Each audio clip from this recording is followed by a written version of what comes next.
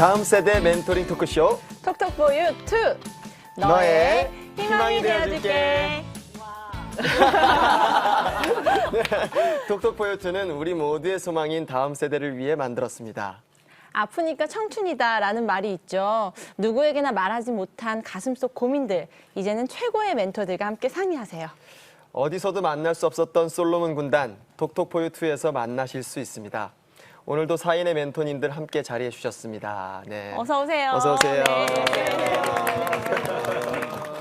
오늘 특별히 모신 스페셜 멘토님이 한 분 더 계십니다. 이분은 다음 세대의 친구시죠. 명품 소울 보이스로 사랑받는 가수 이미셸 씨 나오셨습니다. 어서 오세요. 반갑습니다. 네, 톡톡포유가 요즘에 좀 대세인 그런 프로그램하고 이야기를 좀 들었습니다. 역시 그래서 알고 있었군요. 대세인 프로그램에는 또 대세인 멘토를 할 수 있는 또 이미셸이 또 제격이지 않나라는 그런 생각을 또 해서 기쁘게 참여할 수 있어서 되게 영광이기도 하고요. 앞으로 진행될 그 시간들 가운데서 저희의 가정에 대한 이야기도 좀 많이 나누고 그리고 또 다른 청년분들의 그런 가정에 대한 이야기들도 좀 허심탄회하게 나눌 수 있는 그리고 복음으로 또 종결지을 수 있는 시간이 됐으면 좋겠습니다. 네. 마지막으로 톡톡포유2가 존재하는 이유는 바로 이분들 때문이죠.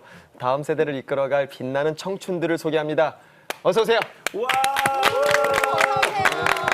예쁘다. 오늘 함께 나눌 톡2의 주제는요. 제일 가까운 사이인데 제일 멀기도 하고 또 제일 어렵기도 한 그 이름 뭘까요? 바로 가족입니다. 네. 가족 얘기는 우리 마음속 가장 깊은 곳에 있는 얘기잖아요. 네. 그만큼 어렵지만 꼭 다루어야만 하는 주제. 오늘은 가족 이야기를 함께 나눠보겠습니다. 차영아 목사님, 가족하면 제일 먼저 어떤 이미지가 떠오르세요? 가족은 꽃밭 같아요. 너무 아름답고 너무 향기나고 머물고 싶고 그러나 그 꽃밭이 하루라도 안 가꾸면 너무 안 이뻐지거든요.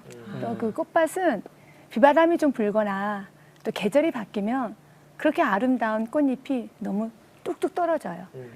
우리 가정은 너무 누리고 싶고 너무 좋지만 때로는 서로의 민낯이 좀 드러나기도 하고 또 보고 싶지 않은 모습이 드러나는데 또 이 꽃밭은 햇빛이 쫙 비치면은요 언제 그랬냐는 듯이 또 싱그러움이 쫙 올라오거든요. 그래서 저는 가족하면은 꽃밭입니다. 네. 아름다운 비유네요. 네. 우리 장가국 목사님도 싱그러운 것 좀 하나 표현해 주시죠. 저한테 가족하면. 그런 기대는 하지 마세요. 저한테 가족은 생각을 많이 해봤는데요. 이거 너무 솔직한 고백인지 모르겠는데 해도 되죠? 그럼요. 네. 천국과 지옥이다? 확 와닿는데요. 그죠? 네. 저는 네. 그랬던 것 같아요. 지난 시간 말씀드렸잖아요. 저희 아버님이 조폭이셨거든요. 그래서 아버지로부터 이렇게 뭔가 좋지 않은 걸 많이 되돌림 받은 것 같기도 해요. 그런데 제가 목회하게 된 이유도요. 그래서 좀 건강한 가족을 만들어 보고 싶은 마음이 있었거든요. 근데 저희 아이들을 보면 확실히 저보다는 가정에 대해서 좀 더 행복해하는 것 같아요. 그래서 어떻게 바뀌느냐에 따라서 지옥이 될 수도 있고 천국이 될 수도 있는 게 가족인 것 같아요. 보통 육아를 하는 엄마들은 정말 육아헬이라고 하잖아요. 네. 맞아요. 그것 외에도 가족은 정말 천국과 같은 곳이 되기를 기도합니다. 맞습니다. 이번에는 한동원 대표님께 여쭐게요. 어렸을 때 가족 중에 누구랑 제일 친하셨어요? 저는 이제 2살 밑에 남동생이 있는데 거의 약간 친구 같은 이런 친구였었어요. 그래서 제가 놀리기도 많이 놀리고 싸우기도 많이 싸웠거든요. 근데 사실은 가족하면 여러 가지 관계의 단원 중에서 저는 그 애증이라는 말이 되게 잘 맞는 것 같아요. 저희 남동생과 진짜 애증의 관계여기도 했었고 지금 모르지 않지만 그래서 사실은 모든 관계 중에 뭐 증오, 애정 다음에 애증이 사실은 그 관계에 가장 밀접점이 높다고 하더라고요. 저는 가족하면 좀 애증이 가장 적합한 감정의 설명의 단어가 아닌가 싶어요. 네. 미셸 씨는 가족 중에 누구랑 제일 친하셨나요? 저는 아무래도 어렸을 때부터 작은 언니랑 제일 친했었던 것 같아요. 저희 작은 언니가 저희 가정이 이제 한부모 가정이고 어머니만 계셨던 그런 가정이었어가지고 다들 이제 일을 나가시고 나면은 저희 작은 언니가 저 기저귀도 갈아주고 배변 훈련도 시켜주고 막 그랬었거든요. 그래서 진짜 저한테는 되게 제2의 엄마 같은 그런 사람이 작은 언니라서 저는 작은 언니랑 아마 제일 친하지 않을까라는 개인적인 생각을 갖고 있습니다. 네, 근데 작은 언니도 그렇게 생각하는지 모르겠네요. 사실 세상에서 가장 가까운 관계가 가족인데요. 박상희 선생님, 질문이 있습니다. 그 가족 관계에서 정말 이 친밀함이나 행복을 느끼는 사람들이 도대체 얼마나 될까요? 네, 그걸 이제 뭐 퍼센테이지로 누가 연구해 놓은 거는 없죠. 하지만 이제 일단 제가 생각나는 연구 하나는 하버드 대학교 성인발달 연구소에서 724명의 사람들 75년간 연구했어요. 행복하다고 얘기한 사람들은 부명예, 뭐 노력 이런 것도 아니고 가장 친밀한 사람이 내 옆에 있는 네, 그런 사람들이 가장 많이 행복하다는 걸 얘기한 걸 보면 결국 가족이잖아요. 정말 친밀한 가족이 있을 때 사람들이 행복감을 느낀다라는 것이 그 연구의 결과였고요.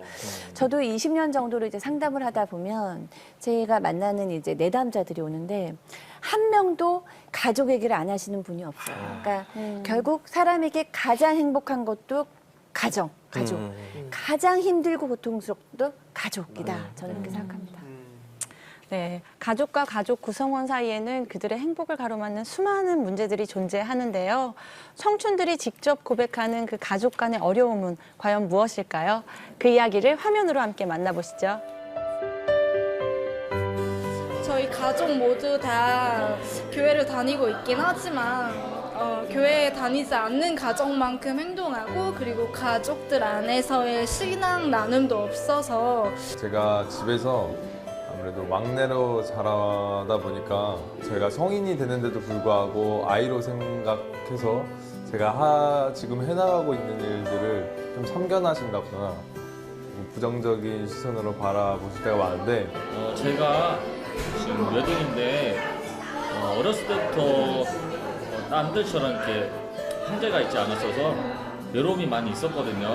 근데 이게 성인이 돼서도 아직까지도 외로움이 크고 지금 뭐 형제나 남매들을 보면은 너무 부럽더라고요.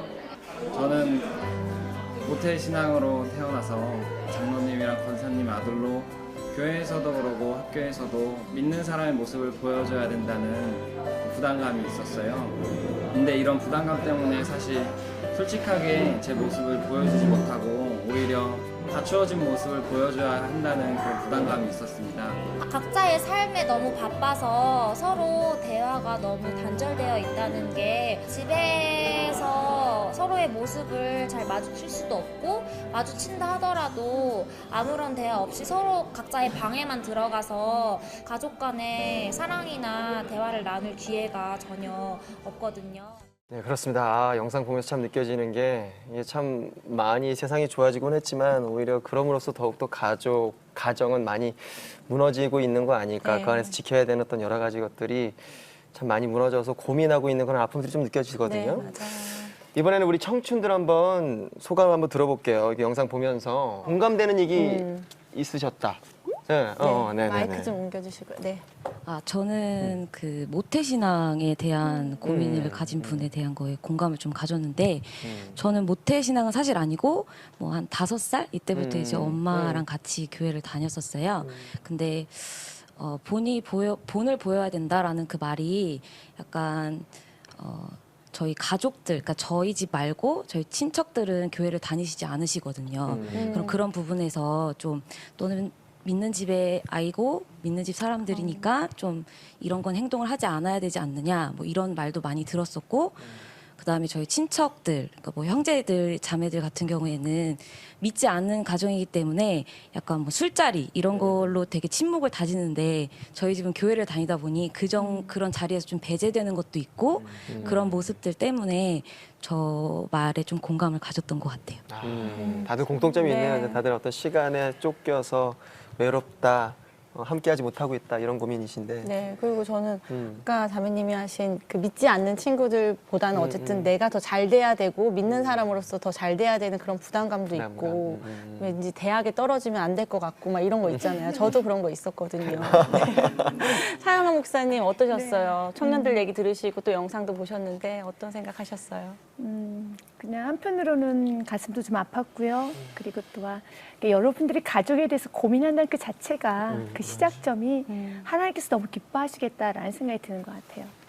가정은 완성된 게 아니라 만들어가는 과정이거든요. 만들어가기 위해서는 누군가는 희생을 해야 됩니다. 희생이 없이는 만들어질 수 없어요.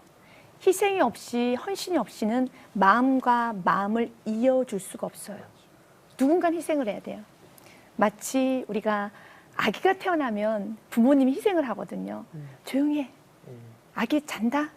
그리고 이렇게 모든 걸 다 맞춰요. 아기에게 맞춰요. 그래서 조용히 하고 아기가 좋아하는 음식으로 맞춰요. 근데 때로는 그 아기가 이젠 잘하고, 근데 가족 안에는 아이가 때로는 아빠도 될 수도 있고요. 때로는 엄마도 될 수도 있고, 형도 될 수 있고요. 때로는 고3 언니도 될 수 있어요. 여러분들이 오늘 이제 이 토크쇼를 좀 하면서 내가 좀 희생해야 되겠다. 오늘 보니까 우리 가정에 신생아가 좀 누군가, 신생아 누군가 좀 한번 들여다보세요.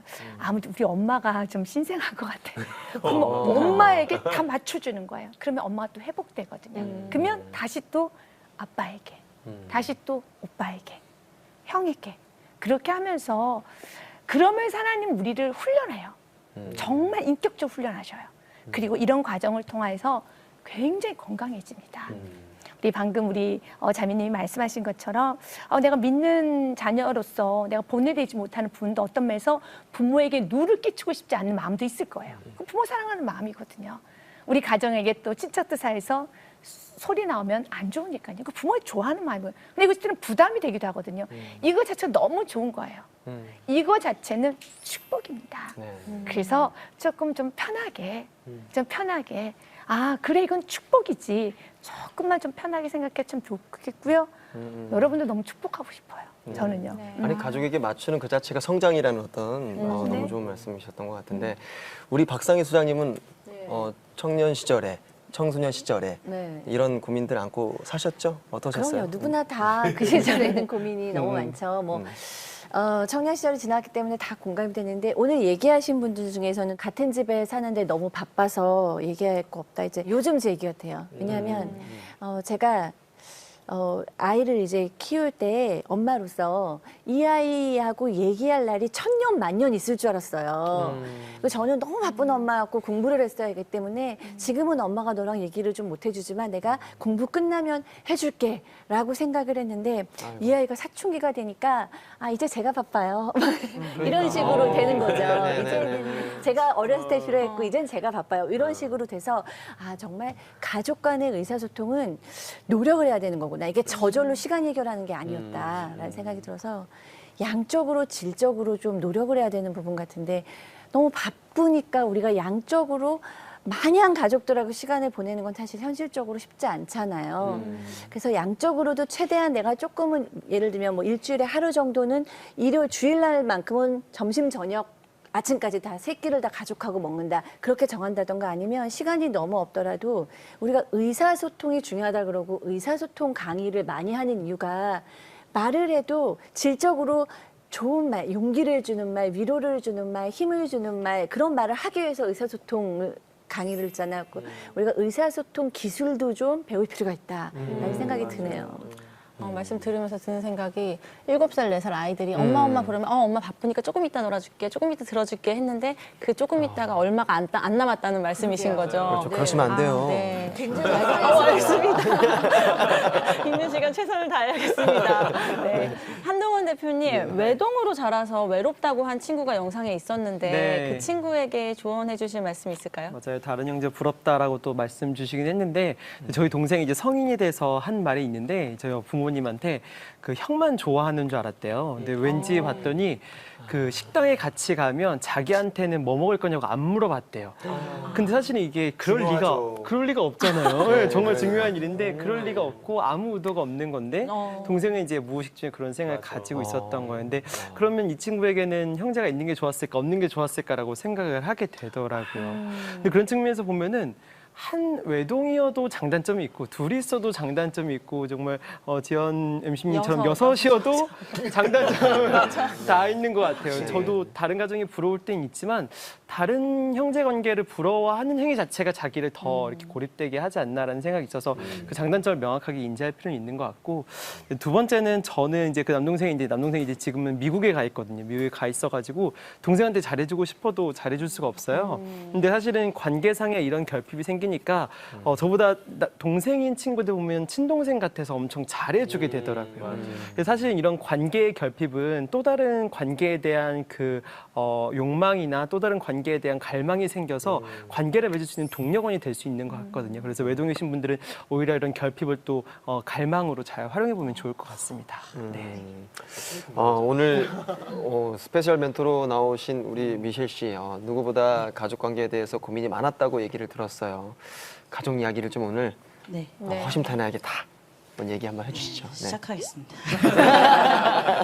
오늘 이제 앞서서 이제 패널분들이 말씀해주신 거에 되게 공감을 진짜 정말 많이 했고 다 저희 가정 안에 있었던 이야기들이 아닌가. 그리고 또 저희가 또 이겨낼 수 있었던 어떤 그런 원동력이 됐었던 것들도 분명히 있었던 것 같아요. 그래서 되게 공감이 많이 되는 이야기들이었고, 저희 가정은 일단 제가 아빠가 없이 태어났어요, 세상에. 그래서 이제 어머니가 아버지랑 이제 이혼을 하시고 엄마가 이제 저희 슬하에 있는 저희 자녀들을 이제 데리고서 한국에 와서 이제 생활을 하셨다고 들었어요. 근데 그렇기 때문에 아빠가 안 계시고 엄마만 계시기 때문에 엄마의 역할도 엄마가 하셔야 되고 아빠의 역할도 엄마가 하셔야 되는 그런 매일매일이 이제 벌어지기 시작한 거죠.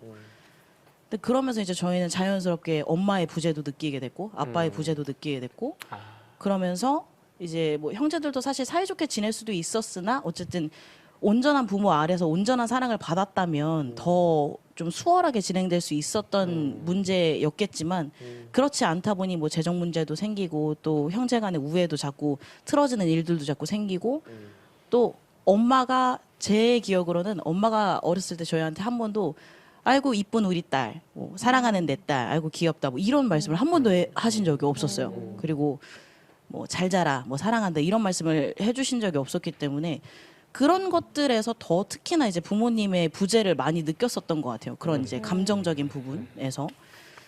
그런데 이제 다행히도 저희 가정 안에 이제 복음이 찾아오기 시작하면서 내가 가족들을 더 사랑하려면 어떻게 해야 될까를 고민을 하기 시작하는데 결국 그 정답은 성경 안에 있고 결국 내가 하나님과 온전하게 연합하는 데에서부터 비롯된다라는 걸 이제 스스로 깨달아가기 시작한 거죠.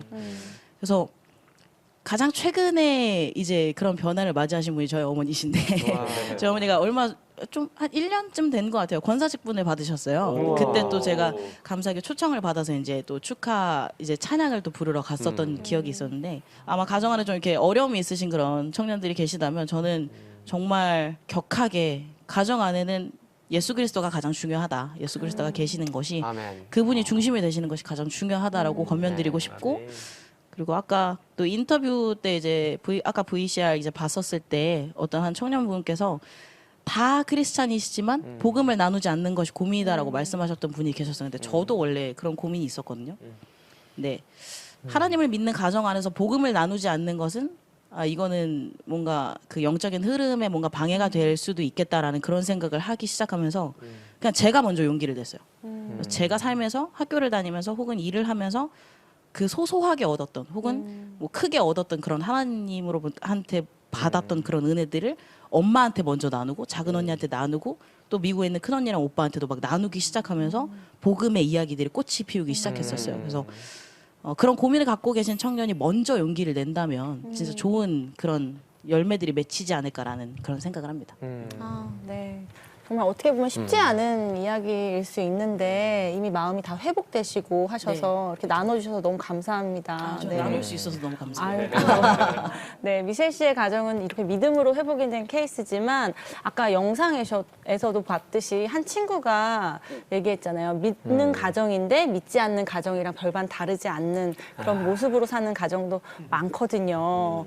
장강호 목사님 어떻게 해야 목사님 가정처럼 화목하게 어머 어떻게 하셨지? 믿음으로 하나가 될 수 있는 건가요? 제가 사실 오늘 진짜 할 말이 많은 것 같아요. 왜냐면 가정에 대해서 가장 결핍이 많았기 때문에 좋은 가정 만들고 싶어서 목회도 한 거기 때문에 지금 청년들, 다음 세대들 제가 만나는 많은 젊은이들이 대부분 다 가장 궁극으로 갖고 있는 문제가 가정 문제예요. 말 그대로 부모님께 인정받지 못하는 나. 내가 사회 속에서 인정받지 못하는 것을 그 자체로 보지를 못하고 보통 그러기 때문에 내가 부모님께 인정받지 못한다라고 연결 지을 때가 상당히 많거든요. 그래서 어떻게 하면 그런 가정을 만들 수 있을까 저도 고민을 해오면서 이 상담학적으로 보면 이게 선형적 사고라고 그래서 질문과 답을 같이 갖고 있을 때 어려움이 생기거든요. 순환적 사고를 해야지 가정이 회복된다고 해요. 말 그대로 어떤 질문과 답을 내가 가지고 옳음의 싸움을 하면 안 되는데 보통 부모님들은 내가 옳아요. 맞아도 100번 맞아요. 내 말이 다 맞아요. 그리고 네 말은 다 틀렸어요. 그러니까 그 관점에서 대하니까 이제 부모님께 인정받고 싶은 나의 존재감으로 자꾸 발전되는 게 좋지 않은 방향으로 가는 거예요. 그래서 구원받은 사람들로서 자녀들을 믿어주는 게 진짜 믿음이 아닌가. 그러니까 우리가 믿음 갖고 우리의 옳음과 우리의 계산대로 아이들을 끌고 가는 게 아니라 그 아이들 됨을 인정하면서 믿어주게 되어진다라는 것이 그 아이에게 우리 부모님은 날 믿어줘. 이런 신뢰관계가 순환적으로 쌓이면 진짜 믿음의 가정이 되는 것 같아요. 그래서 그런 마음 갖고 우리 아이 예찬이를 다루고 있고요. 그래서 저희 예찬이는 저한테 돼지고릴라라고 부르지만 늘 깊은 관계를 만들어 유지하고 있습니다. 예. 아니 그 아드님 우리가 봤잖아요. 네. 굉장히 잘 믿어주시고 그 아이가 굉장히 자존감 있게 그 삶을 이렇게 살아가는 어떤 그런 에너지가 느껴졌어요. 너무 보기 좋았어요. 너무 잘하고 계신 게 느껴졌어요. 참 그 가족 문제에 대해서 청년들이 이렇게 고민이 많은 이유는 또 그만큼 행복한 가정을 이렇게 갈구하는 어떤 그런 꿈이 있기 때문일 텐데 관심이 없으면 뭐 고민을 또 왜 하겠어요. 그렇죠? 맞습니다. 네. 가족 관계에 관한 고민 정말 많으시죠. 톡톡포유2에서 여러분의 고민을 몽땅 접수하겠습니다. 스튜디오에 나온 청년들뿐만 아니라 전국 해외 땅끝 청년들도 함께 참여하실 수가 있는데요. 박지원 씨, 어떻게 참여하나요? 네. 야, 이런 거 참 어려운데. 자, 여러분의 고민을 SNS로 보내주시면 됩니다. 페이스북과 유튜브, 인스타그램과 제작진 이메일로 여러분의 걱정거리, 근심거리 다 보내주세요. 사연이 채택되신 분들께는 제작진이 정성껏 마련한 아주 특별한 선물도 보내드립니다. 첫 번째 사연은요, 인스타그램을 통해 최서연 씨가 보내준 사연입니다. 소개해드릴게요. 안녕하세요. 저는 완벽주의 엄마 밑에서 25년을 산 딸 최서연입니다. 남동생도 하나 있는데요. 제가 딸이라서 그런지 엄마는 유난히 저에게만 집착하세요. 어렸을 때부터 양말 하나, 머리핀 하나를 제 마음대로 선택해 본 적이 없고요. 뭐든 다 엄마의 허락과 승인을 받아야만 했답니다. 얘, 너는 지금 그 스커트에 블라우스가 어울린다고 생각하니? 이걸로 갈아입어! 여자는 자고로 장미 같아야 하는 거야. 장미가 아무리 예뻐도 가시 때문에 함부로 못 꺾는 거 알지? 결혼하기 전까지는 무조건 튕겨. 도도한 게 생명이다. 안 돼. 그런 색은 너한테 안 어울려. 이 색이 낫겠다. 이걸로 사. 아이고. 그런 엄마 덕분에 저는 결정장애가 생겼습니다. 내가 하고 싶은 게 뭔지, 내 성격이 어떤지 솔직히 잘 모르겠고요. 엄마가 주입해놓은 엄마의 이상형에 부응하고자 매 순간 노력하지만 워낙 까다롭고 높은 기준에 늘 미치지 못해 늘 만족스럽지 못한 삶을 살게 되는 것 같아요. 100점을 맞아도 당연한 거고 남들에게 인정받기 위해 모든 걸 완벽하게 포장하면서도 정작 딸에게 이쁘다, 잘했다는 칭찬을 단 한 번도 해준 적 없는 우리 엄마. 어떻게 생각하세요? 어렸을 땐 뭘 몰라서 그래도 엄마가 시키는 대로 했는데 점점 나이가 드니까 엄마와의 대화를 피하게 되는 것 같아요. 엄마랑 있으면 너무 답답해요. 엄마가 키운 내가 아닌 진짜 나를 발견하고 만나고 싶은데 어떻게 해야 진짜 나를 찾을 수 있을까요? 네. 참. 저는 이제 진짜 아직 이런 상황까지 가지는 못했지만 우리 아이가 이제 큰애가 13살이니까 되게 중요하게 생각하는 것 중에 하나가 이제 이 아이가 스스로 결정하고 스스로 판단하고 이런 거 하게 해주기 위해서 1대1 데이트 되게 열심히 하거든요. 1대1 데이트를 해서 조금 뒤에 빠져서 이 아이가 하는 대로 따라가 주는 거예요. 맞아요. 그래서 혼자 버스 타게 해주고 이렇게 구경 같이 해주고 이제 얘가 하는 말에 조금 같이 공감해주고 이런 좀 훈련 나름 즐기면서 하고 있는데 근데 이게 지금 같은 여자라서 그런 걸까요? 이 상황은 이게 자신이 원했던 거를 이렇게 딸을 통해서 이루기를 원하시는 그런 엄마들이 더러 있잖아요. 어떤 그런 집착, 약간 그런 거 느껴지는데. 샤론 씨 어머님은 어떠셨어요? 저희 엄마 조금 그랬어요. 솔직하게. 어머니 안 보시는 거죠? 솔직하게. 어머니. 아니 네네. 나쁘다는 것만은 아니고 이제 저는 이제 어릴 때 할머니 할아버지가 키워주셨는데 20살 이후에 제가 21살 때 미스코리아 대회에 혼자 나갔거든요. 그래서 당선 미스코리아가 되고 나서 너무 좋아하시면서 이제 엄마가 대리 만족을 하시는 거예요. 그러니까 엄마도 20대 초반에 목사님 사모님이 되셔서 못 해본 게 너무 많으신 거죠. 그래서 뭐 이렇게 입어라, 뭐 이걸 해봐라, 저걸 해봐라 이런 식의 어머니의 대리 만족이 있었는데 저도 그래서 그때 제일 많이 부딪혔죠. 그래서 저는 빨리 시집을 갔어요. 아니 근데 지나고 보니까 조금 이해를 할 수 있겠더라고요. 근데 저희 엄마는 조금 다르게 칭찬을 굉장히 잘해주셨거든요. 이렇게 하니까 너무 예쁘다. 이런 칭찬에는 인색하시지 않았는데 서현 씨는 참 힘들 것 같아요. 그 칭찬이 전혀 없는 분이셔서 네 이런 엄마와 사는 서현 씨의 마음을 우리 차영아 목사님께서 어루만져 주실 수 있을 것 같은데 네. 어루만져 줘야겠네요. 네, 참 힘들겠죠. 어루만져 줘야겠어요. 네, 어루만져 줍니다. 네, 우리 서현 씨, 이 방송을 보고 있는 우리 서현 씨, 너무, 정말 너무 오랫동안 너무 힘드셨겠고, 또한 너무 정말 다시 한번 회복되었으면 좋겠는데요. 진정한 위로는, 뭔가 또 소망이 있어야 되잖아요. 저는 가족에 대해서 할 때는 가족은 사랑이에요. 어찌됐든지 사랑입니다. 그러니까 지금 이제 이 사연을 들으면 모두 다, 어떻게 이럴 수 있어 그러거든요. 이러면 이제는 가족은 회복이 안 돼요. 이제 이러면 가족은 회복되지 않습니다. 그럼 이 딸도 원하는 건 어머니에게 인정받는 거거든요. 인정을 받으려면은 이젠 좀 마음의 문을 열고 어머니 편에서 한번 가보자는 거죠. 그러니까 어머니께서 왜 딸에 너는 장미꽃처럼 좀 도도하게 튕겨라. 왜 그랬을까요? 이 아이가 정말 사람들에게 존경 받으라고 최고의 극상품으로 내 딸만큼 극상품으로 뭐 대리만족일 수도 있겠지만 이 사회에서 내 딸을 최고로 키우고 싶은 어머니의 마음이죠. 근데 그 어머니는 그걸 뭘로 표현했었냐면요. 도도함, 또한 튕기는 거, 그리고 또한 이렇게 좀 이렇게 세게 보이는 거. 어머님이 누군가 칭찬을 못 해준다는 거, 어머님 칭찬을 받아본 경험이 없다라는 거예요. 잘은 모르겠지만 남편에게도 칭찬을 받아본 경험이 많이 없다라는 거죠. 따님이 해주셔야 돼요. 역시 엄마 센스, 역시 엄마가 골라준 블라우스 최고야. 역시 엄마 최고야. 라고 하면 야냐, 너도 센스 있어. 곧바로 칭찬 옵니다. 어찌됐든 가정은 회복돼야 돼요. 왜냐하면 서현 씨가 원하는 건 엄마하고 단절이 아니거든요. 엄마에게 칭찬을 받고 싶다라면 엄마하고 같이 가야 돼요. 그래서 좀 이 부분이 좀 도움이 됐으면 좋겠습니다. 아니 오히려 그런 엄마를 넉넉히 품어줘라. 네. 그러니까 엄마도 이런 말 있잖아요. 엄마도 엄마가 처음이라 그래. 맞아요. 그런 엄마를 이제 맞아요. 오히려 넉넉하게 품어줌으로써 그게 선순환되는 어떤 그런 효과에 대해서 말씀하신 것 같아서 너무 신선했습니다. 저는 오히려. 저도 와닿은 게 네. 저도 엄마가 되고 보니까 엄마의 모습들이 정말 많이 보이고 그 위로와 그 상처들이 힐링이 되는 게 분명히 있더라고요. 맞아요. 왜냐하면 지금 우리가 원하는 것은 엄마는 이랬어, 엄마는 저랬어라고 엄마를 비판하고 싶지 않고 엄마하고 회복하고 싶거든요. 네. 그리고 엄마에게 칭찬을 받고 싶은 게 우리 목적이잖아요. 그러니까 엄마는 이렇게 이래 저래는 아무런 의미가 없어요. 엄마에게 사랑받고 싶은 마음이잖아요. 그래서 조금만 좀 달리 편안하게 생각했으면 그러니까요. 좋겠습니다. 그 우리 박상희 소장님 이 상황이 어떻게 고쳤으면 할까요? 어떻게? 네, 이제 우리가 이제 신앙인의 마음으로서는 엄마를 사랑하고 엄마하고 이제 회복하는 것이 당연히 이제 가장 중요한 거겠죠. 저는 이제 조금 더 심리적으로 얘기를 해보겠습니다. 이 완벽주의적으로 아이를 키운 엄마들이 굉장히 많아요. 근데 여기에 아이들이 얼마나 힘들어하는지 엄마들은 잘 모르죠. 근데 이 완벽주의적인 엄마들의 메시지는 뭐냐면 항상 좀 더예요. 좀 더 more. 그러니까 네가 좀 더 잘해야 돼. 좀 더 착해야 돼. 좀 더 열심히 해야 돼. 이건 뭘 의미하냐면 칭찬을 안 해주는 거죠. 끝까지. 근데 이제 엄마의 의도는 나쁜 건 아니죠. 정말로 우리 아이가 더 잘했으면 좋겠고 우리 아이가 더 훌륭해서 사람들에게 사랑받았으면 좋겠는 선한 의도지만 이거 양육을 받는 아이들은 엘리트가 되고 최고 훌륭한 사람이 됐는데 불행한 사람이 돼버리는 거예요. 왜냐하면 나는 칭찬을 받을 수 없으니까 내 인생은. 그러다 보면 나는 최고 엘리트가 되는데 난 어떻게 살아야 되지?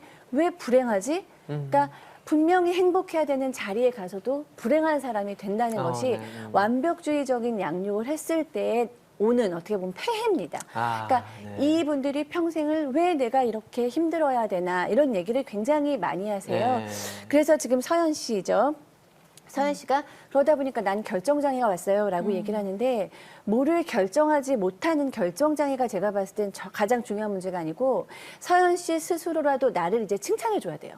내가 조금만 뭐를 이루면 엄마처럼 아니 조금 더 해, 더 more, 조금 더 해야 너 칭찬해 줄게가 아니고 우리 주님은 내가 요만큼 이러면 너무 잘했다라고 얘기해 주실 것 같잖아요. 그러니까 엄마의 연약함 때문에 나를 칭찬해 주지 않았고 엄마가 나를 사랑하는 방식은 그랬던 거지만 칭찬을 안 해준 거는 안 좋은 건 거죠. 그렇기 때문에 나라도 나를 칭찬해 줘야 돼요. 내가 과도한 목표를 항상 이룰 수 없으니까 조그마한 목표를 이루고 올라가면 스스로 칭찬해 주는 겁니다. 아, 내가 이렇구나. 잘했다. 그리고 주님께 칭찬받아야죠. 주님 잘했다고 얘기하실 것 같아요. 그렇죠? 그렇게 나라도 나를 칭찬해 주는 것. 그리고 내 주변 사람들한테도 내가 조금 마음의 여유가 있다면 나 잘했지. 엄마 나 잘했지. 이 정도면 잘한 거야. 칭찬해 줘. 그래서 칭찬을 받아낼 필요가 있다. 그래서 칭찬을 받아야 합니다, 사람은.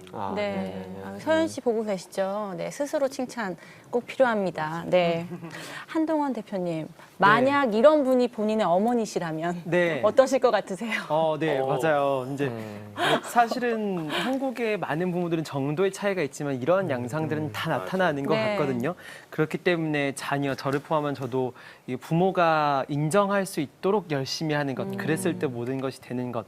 근데 사실은 이게 사랑의 이름이지만 이게 집착이 되고 그렇기 때문에 그 독립된 인격체로 성장하지 못하게 하는 경우들이 굉장히 많은 것 같아요. 근데 이거를 이야기를 하는 것은 이제 어릴 때는 정말 약간 정말 어떻게 풀까라고 하지만 이분은 서연 씨 이제 20살이 넘어서 성인이 되었기 때문에 이 독립된 인격체를 인정을 하고 바라볼 수 있는 게 되게 중요한 것 같거든요. 근데 첫 번째는 부모님은 바뀌지 않는다요.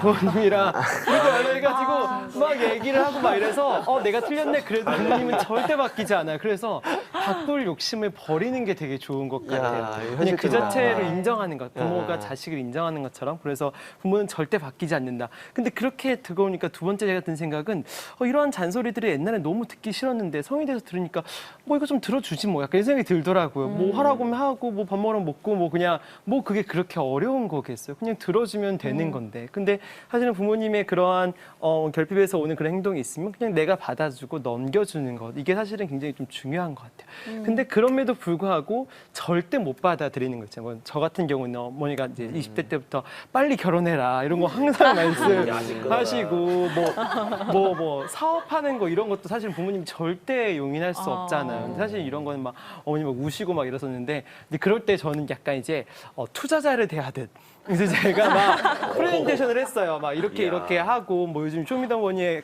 그 고등 래퍼 김마온 씨가 막 이렇게 자퇴하면서 자퇴기를 썼듯이 부모님한테도 약간 그러한 커뮤니케이션은 필요하지 않나. 감정적으로 대립하는 게 아니라 그렇게 하게 되면 사실은 이런 문제들이 좀 많이 풀릴 수 있는 팁이 되지 않을까 싶긴 해요. 그래도 안 된다? 그러면 빨리 독립하시는 게 좋은 것 같아요. 아까 샤론 씨 말씀하신 게 약간 답이거든요. 정말요? 약간 농담 반이었는데 진짜네요. 네. 독립해서 잠깐 가서 3일 있으면 되게 좋잖아요. 그런 것처럼 그렇죠. 빨리 독립하는 것도 되게 좋은 것 같습니다. 아니 이제 그 부모님은 바뀌지 않는다는 부분에서 정말 빵 터졌는데 이제 부모가 될 사람들은 이제 공부를 할 수가 있는 거잖아요. 그러니까 실제로 우리나라 그 통계에 보면은 우리나라의 특징인 건데 그 아이들의 자존감의 도둑의 1순위가 엄마래요. 그러니까 오히려 엄마들이 아이들의 자존감을 더 무너뜨리는 그런 나라의 문화 속에 있다는 거예요, 엄마들이. 그러니까 그런 엄마들이 좀 이제 교육을 받고 좀 이런 부모 교육 받으면서 이렇게 좀 성장을 할 필요도 있다는 생각이 좀 들어요. 지금의 이제 나이가 드신 이제 부모님들 바꿀 수는 없지만 이제 엄마가 되실 분들은 그런 의미에서 우리 미셸 씨는 이 다음에 어떤 엄마가 되고 싶으세요? 저군요. 어떤 엄마가 되고 싶으세요? 저네요. 저래요. 네. 저는 일단 저희 엄마를 보면서 이런 엄마의 모습은 진짜 본받으면 좋겠다라고 생각했었던 건 뭐였냐면 저희를 방생해 놓고 키우셨어요. 진짜 그 목장에다 소들을 이렇게 방생해 놓는 것처럼 너네 하고 싶은 거 다 해라. 약간 이렇게 키우셔서 이거 해 이렇게 말씀을 하시진 않으셨어요. 그래서 뭐 공부를 뭐 강요하는 뭐 부모님이라든지 뭐 그런 모습은 사실 저희 엄마한테는 없었고 제가 처음으로 음악을 하기로 결정을 하고 저 이렇게 좀 진지한 이야기를 엄마한테 말씀을 드릴 때 저는 이렇게 무릎 꿇고 사극 찍듯이 어마마마 드릴 말씀이 있습니다. 이렇게 말씀을 드렸었는데 제가 음악을 하고 싶어요. 근데 이제 실용음악 학원을 다녀야 되니까 저를 좀 도와주십시오라고 말씀을 드렸어요. 그랬더니 엄마가 그때 안 그래도 또 재정 형편이 굉장히 또 어렵게 지내던 때였었어가지고 어머니가 말씀하시기를 지금 집안 상황 어떤지 네가 알지 않느냐. 그 뭐 실용음악 학원 다니는 큰 돈은 아니지만 그 정도의 돈도 사실 집에서는 지원을 해줄 수가 없다. 그러니까 네가 정말 하고 싶으면 해라. 하는 건 막지 않겠다. 대신 네가 벌어서 해라. 이렇게 말씀을 하시는 거예요. 제가 아르바이트를 하면서 직접 번 돈으로 11조부터 먼저 떼고 그다음에 학원비를 내고 남은 돈을 다 엄마를 드렸어요. 그리고 이제 그냥 그 뭐 500원이든 뭐 1,000원이든 2,000원이든 그냥 용돈을 받으면서 다녔는데 저는 진짜 저희 엄마가 정말 현명하셨다고 생각을 하는 게 제가 벌어서 하니까 자립심도 생기고 책임감도 생기고 돈을 허투루 쓸 수도 없고 11조를 꼭 지켜서 내야 된다라는 책임감도 막 생기더라고요. 그래서 그런 엄마의 모습을 좀 담고 싶기도 하고 스스로 무언가를 결정하거나 아니면 무언가를 해내고자 하는 그런 마음을 갖는데 두려움을 갖지 않는 아이를 키우는 엄마가 되고 싶어요. 어쩌면 그런 입장이기 때문에 서현 씨한테는 참 서현 씨의 입장이 되게 안타깝게 느껴지시겠네요, 오히려. 네, 저도 이제 팬여러분들 말씀해 주셨던 것처럼 진짜 스스로가 스스로를 칭찬하는 것도 굉장히 좋은 일이라고 생각하고 오히려 받고 싶다면 먼저 줘라. 내가 칭찬 받고 싶다면 먼저 엄마를 칭찬해라. 뭐 이런 것들도 정말 좋은 조언이라고 생각을 해요. 그래서 뭐 결정장애랑 칭찬받고 싶은 거 이 두 가지를 동시에 해결할 수 있는 것은 제가 봤을 때 엄마를 칭찬해 드리는 것도 물론 그건 그거대로 진행을 하되 혼자서 그냥 영화를 보거나 아니면 밥을 먹거나 커피를 마실 때 메뉴를 못 고르거나 영화를 못 고르고 있는 그 와중에 그냥 눈 감고 아무거나 찍어서 고르는 거예요. 이거 주세요 하고 먹었는데 맛있네? 잘했어 서연아. 이렇게 칭찬을 하면 아마 결정장애도 칭찬을 받고 싶은 그런 마음도 조금은 해소될 수 있지 않을까라는 생각이 좀 들기도 하네요. 그러니까 서현 씨가 이제 혼자만의 시간을 이제 엄마한테 독립돼서 이제 혼자만의 시간을 많이 갖는 게 좋을 것 같다라는 얘기하셨는데 제가 이제 애들 많이 키우잖아요. 그렇죠. 얘네들 그거 고민 진짜 많이 합니다, 저. 근데 우리는 다자녀잖아요. 다자녀 저는 추천합니다. 왜 추천하냐면 여기서 그 맥이 이어져요. 왜냐면 다자녀를 가지면 우리 부모가 여기서 완전히 다 손댈 수 없음을 느껴요. 하나님이 개입될 공간이 많아져요. 저는 그런 부분에서 되게 만족스러운 어떤 느낌들을 보거든요. 근데 지금 자녀를 하나를 낳거나 둘을 낳기 때문에 부모가 거기에 매진할 수밖에 없는 이 서현 씨 엄마의 그게 이해가 돼요, 사실은. 그러니까 이제 그걸 또 말씀하신 대로 목사님 말씀하신 대로 좀 넉넉하게 이해해 주시고 이제 내가 이제 그런 요령으로 우리 박상희 소장님 말씀대로 나에게 칭찬해주고 그런 훈련 그리고 마무리로 우리 임실 씨 방법처럼 이제 혼자 나가서 결정해보는 어떤 이걸로 이어지면은 딱 쓸 수 있는 거네요. 정리가 됐네요. 이번에는 우리 학생들 이야기 좀 들어볼까요? 네. 친구나 동생이 될 것 같은데요. 서현 씨 이야기 듣고 하고 싶은 말 있으면 네, 해주세요. 저요. 저는 저희 엄마 이야기를 하는 줄 알고 되게 놀랐거든요. 그래서 진짜 이렇게 어렸을 때부터 엄마가 결정해주고 막 이러다 보니까 제가 뭘 좋아하는지도 하나도 모르겠고 어떤 걸 먹어야 되는지 막 그런 걸 하나도 모르겠어서 진짜로 결정 장애가 왔었어요. 그래서 친구들이 너는 생각 안 하냐고, 너는 네 의견이 없냐 막 이렇게 이야기를 되게 많이 들었거든요. 근데 그렇게 이야기를 들을 때마다 이제 저는 엄마를 되게 원망했었어요. 왜 나는 이렇게 자립심 없이 키웠냐. 막 이런 원망들을 되게 많이 들었었는데 지금 멘토님들 이야기를 들으니까 내가 엄마를 많이 인정해주지 못해서 엄마가 많이 외로웠구나. 그런 생각이 들더라고요. 엄마가 그렇게 이야기했던 거는 저한테 이제 사랑의 표현이었었는데 저는 그냥 계속 얘기했듯이 감정적으로만 계속 하지 말라고. 왜 그러냐고, 왜 또 참견하냐고. 그래서 네, 엄마한테 좀 더 이렇게 인정해줘야겠다는 생각이 많이 들어요. 네, 엄마하고 이제 좋아지시겠어요, 이제 진짜. 오늘부터 달라지신 모습을 보일 것 같아요. 오늘 방법도 다 나왔잖아요. 이제 혼자 뭐 해야 되는지. 칭찬하고 인정해주면 되는 거. 네, 또 다른 친구 나눠주실 분 있으실까요? 제가 한번 대답해 보겠습니다. 네, 저도 이제 많은 멘토님들 말씀하시는 거에 공감을 엄청 많이 했는데 저 같은 경우도 이제 중학교 3학년 때 이제 가정 환경이 어려워지면서 대학 진학을 진지하게 포기하고 어머니께서 이제 기술을 공부를 해서 빠르게 이제 집에 경제적인 지원을 할 수 있게끔 이렇게 부탁을 하셨어요. 근데 되게 미안한 마음을 제가 느낄 수는 있었는데 그 이후로 이제 저는 어머니께서 권유하신 그 인생의 길을 가게 된 거죠. 네, 그래서 오랫동안 그 기술직에서 오래 있었다가 서현 양의 그 지금 하고 있는 문제점처럼 내가 하고 싶은 일이 이걸까? 내가 꼭 해야 되는 일이 꼭 이거여만 하나? 최근 들어 그런 생각을 하면서 이제 인생에 약간 회의감도 들고 계속 이 기계 일을 해야 하나 하면서 내가 진짜 좋아하는 거를 뭔지 탐닉하는 시간을 많이 가졌거든요. 그때 되게 괴로운 시간이었어요, 사실. 도저히 모르겠으니까 책도 찾아보고 기도도 정말 많이 했거든요. 근데 교회에서 오래 있으면서 제 봉사 같은 것도 많이 하면서 이제 제가 좀 자존감도 많이 높아지고 이런 거에 봐서 봉사 쪽인 그런 계열을 한번 찾아보자. 그래서 그렇게 하다가 길을 지금 얼추 찾아가지고 근데 이제 아까 미셸 씨가 얘기한 것처럼 서현이 형한테 해주고 싶은 얘기는 저도 이제 평생을 아직 나이는 얼마 안 되지만 평생을 어머니께서 해달라는 그 기술직의 일을 묵묵히 해왔기 때문에 제가 나중에 어머니한테 진지하게 이렇게 어마어마하고 무릎 꿇고 얘기를 드렸을 때 어머니께서 진짜로 받아들이셨던 것 같아요. 제가 하고 싶은 일을 찾았습니다.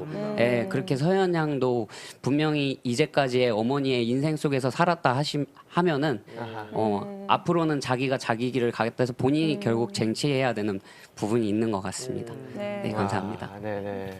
자, 이번에는 노래로 서현 씨의 마음을 위로하고 싶은데요. 우리 미셸 씨, 오늘 빛나는 소울 보이스, 네, 우리에게도 들려주실 거죠? 네, 어떤 곡 같이 나눠주시겠습니까? 네.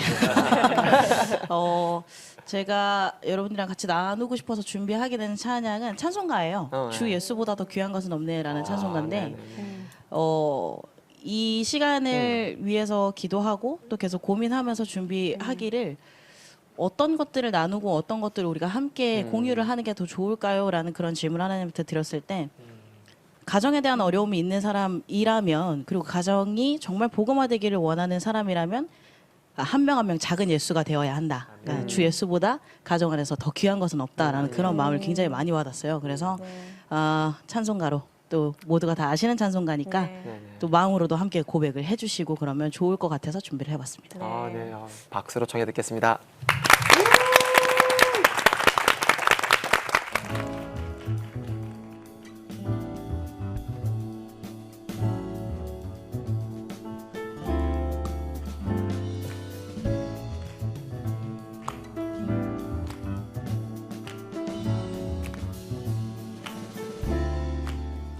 주 예수보다 더 귀한 것은 없네. 이 세상 부귀와 바꿀 수 없네. 영죽을 내 대신 돌아가신 그 놀라운 사랑 잊지 못해. 세상 질